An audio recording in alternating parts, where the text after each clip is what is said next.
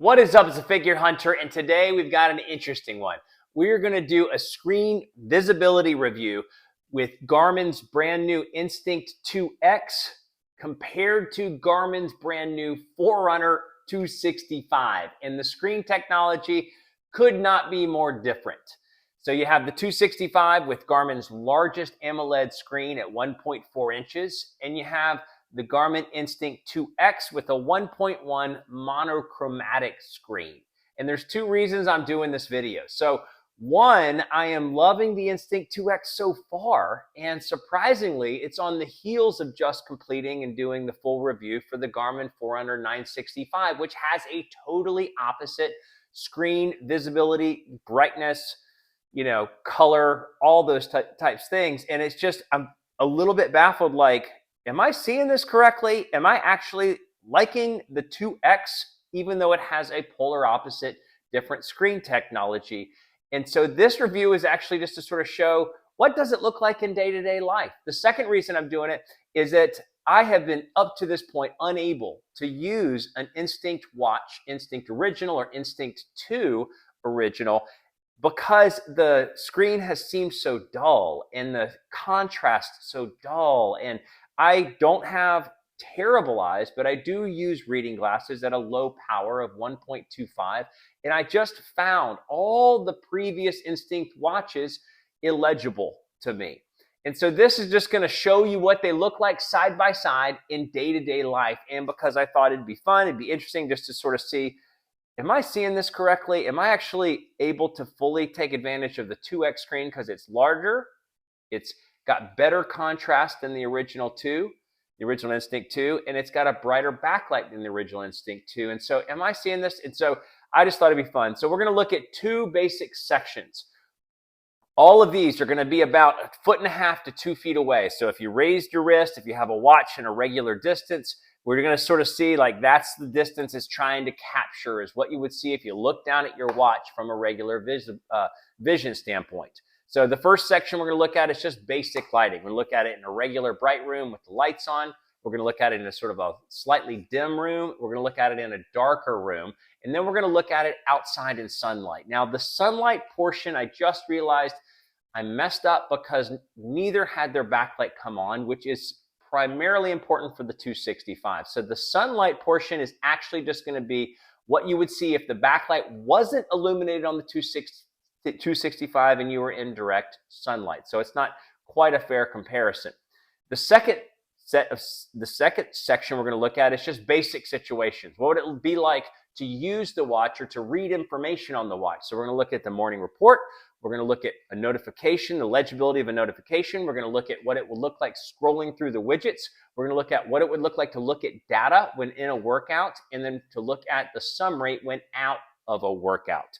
None of these are fancy. This is not a high tech. It's basically, I just sort of had like a phone holder that just followed it around about 2 feet away in all these different life situations. So take it for what you want. And I just am, curious what your thoughts are going to be after viewing all this. So with that, let's dive into the first, just sort of basic lighting section. So you can see the difference between the two screens and what you would get.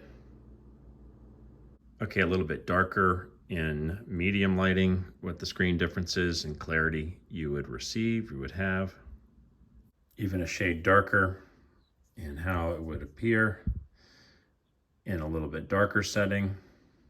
Clarity, screen, and there more clearly in direct sunlight what you would get as far as screen clarity. All right, so there you have it in just basic lighting. So now we're going to look at what if you wanted to read the information on the screen or scroll through the glances or read a notification. What would it sort of be like? What would the experience be, one technology versus the other? Okay, so this is what you see for the morning report. So this is like sort of the clarity you would see across the different spectrums and how it would look just in general, using the fonts, using the overall description. Okay, so seeing notifications on each of the watches, you can see and determine your own legibility for what it looks like on the watch. Okay, legibility for scrolling through different parts of the watch to determine what you can see and how well you can see it on each of the widgets or the glances.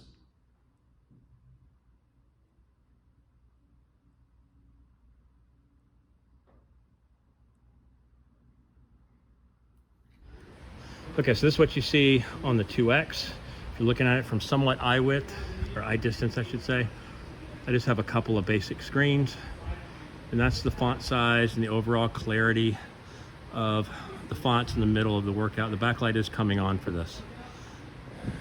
Okay, so this is what you would see with the 265. You could enable touchscreen. Again, just a few different data pages. What you would see in the clarity of the text, if you're just sort of glancing down mid-workout to be able to absorb data. Okay, and so this is what you would see one versus the other in the workout. And if you even wanted to go to a similar data page versus one versus the other on the heart rate gauge versus the heart rate gauge of the 965. Okay, this is what you see from each of the watches. So you would see just the primary time.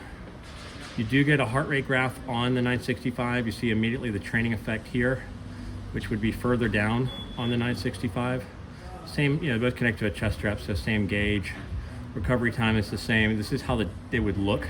This ability to read the heart rate. One thing that's interesting about the i2X is it is just going to have this new training status page, and it's even going to go into a heat acclimation, which you're not getting on the 965.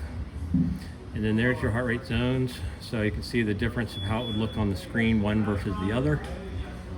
And then this also, the i2X has this interesting calorie burned, active calories versus total calories. So that's what you see in total between the two devices.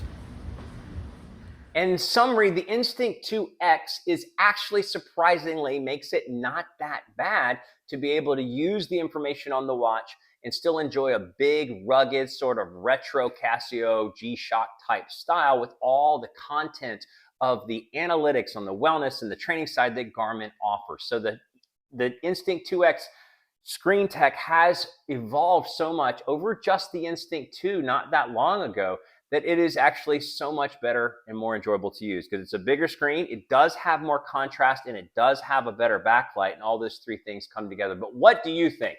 What do you think when you look at this? Am I bonkers to think that I actually kind of liken the Instinct 2X versus the beautiful sort of fancy new technology of the AMOLED?